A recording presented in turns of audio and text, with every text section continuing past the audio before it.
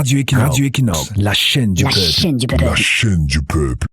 Bonjour. L'observation des actualités au Cameroun met en lumière un prisme médiatique quasi exclusivement saturé par les pathologies de l'État et les drames de la société camerounaise. L'affaire des faux décrets et le meurtre odieux d'Nkol Ndongo viennent s'ajouter à une litanie de faits divers tragiques marqués par des cas récurrents de féminicide et d'infanticide qui banalisent l'horreur. Sur le plan politique et de la gouvernance, on a des situations telles que l'assassinat barbare du journaliste Martinez Ozoko en 2023, dont le procès devant le tribunal militaire expose des luttes de clans féroces au cœur du pouvoir.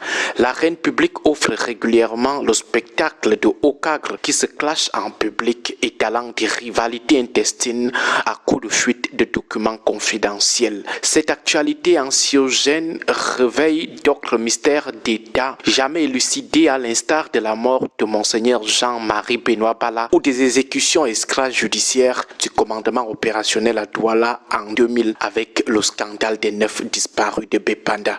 Le domaine de la gestion publique n'échappe pas à cette imagerie de la criminalité économique. L'opération Épervier, qui s'éternise depuis 2006 comme une longue purge politique, maintenant sous les verrous d'anciens ministres comme Marafa Amidou Yaya ou Polika Papa. À cela s'ajoutent les rapports accablants de la Chambre des comptes sur le Covid-Gate ainsi que le scandale international Glencore où la SNH et la Sonara se retrouvent au cœur de soupçons de corruption à hauteur de plus de 7 milliards de francs CFA.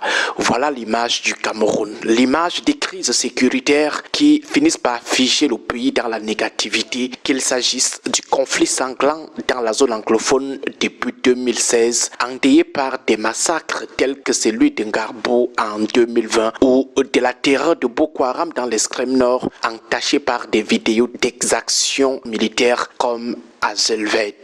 Même le quotidien social du Cameroun est jalonné de traumatismes infrastructurels tels le déraillement ferroviaire des ECA en 2016 faisant officiellement 79 morts ou encore des crashs historiques de la Camer en 1995 ou de Kenya Airways en Bangampongo en 2007, sans oublier des hécatombes routières permanentes sur nos axes routiers comme l'axe Yaoundé-Douala ou encore la falaise de Tchang. À ces clichés permanents d'un pays en ruine, vous avez de profondes crises institutionnelles où la longévité d'un président au pouvoir depuis 1982 se traduit à l'écran par une paralysie politique et une gouvernance par procuration via de hautes instructions sur fond de rumeurs, de malaise et d'abus de pouvoir. La psychose des crimes rituels et des pratiques occultes ou ésotériques viennent tout simplement enrichir cette photographie d'un Cameroun totalement en lambeaux, à l'instar de l'affaire des jeunes filles de Mimboman en 2012 et 2013, des crimes qui ressurgissent de façon cyclique, achevant de sédimenter cette perception de naufrage collectif du pays de Paul Biya. Un président qui est l'un des plus vieux au monde, qu'on ne filme pas n'importe comment.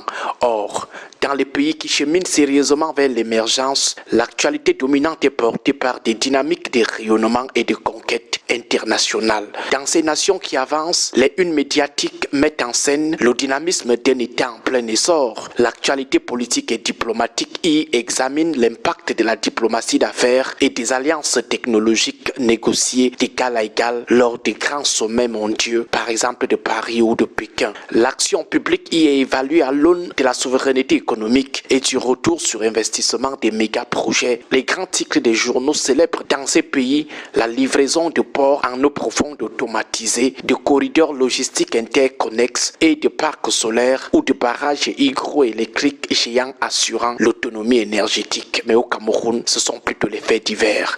Les rapports des agences de notation financière comme Moody's dans ces pays qui rayonnent, y font la couverture des unes des presses, tout comme des victoires sportives qui valident l'attractivité du territoire auprès des investisseurs directs étrangers. Dans ces pays, le patronat et le secteur privé partagent la vedette avec l'État dans les grandes unes. La presse documentant l'expansion international des champions industriels nationaux, les levées de fonds records de plus de 50 millions de dollars des startups de la tech et la dynamique de substitution aux importations par la production locale. Voilà la presse dans ces pays. À la jonction de l'État et du privé, les débats se focalisent sur l'efficience des partenariats publics-privés ou la flexibilité fiscale générant des sauts macroéconomiques comme le rebasage du produit intérieur brut ou l'inversion historique de la balance commerciale. Le soft power culturel et sportif subit la même mutation positive dans les grandes actualités, le sport business et le sponsoring privé